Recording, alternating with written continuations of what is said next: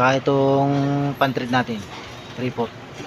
So wala tayong gato, kaya ang gagamitin natin itong itong liabi tubo.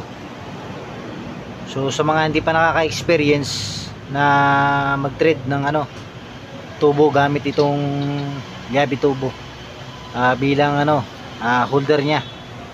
Okay, so ganito lang yan. Yan, siguraduhin natin na na kapit na yung tubo, diba? Ganyan. Yan, ganyan. Tapos hapakan natin isang paa yung katala, itong liabi tubo. Yan. Gayon din itong ito ding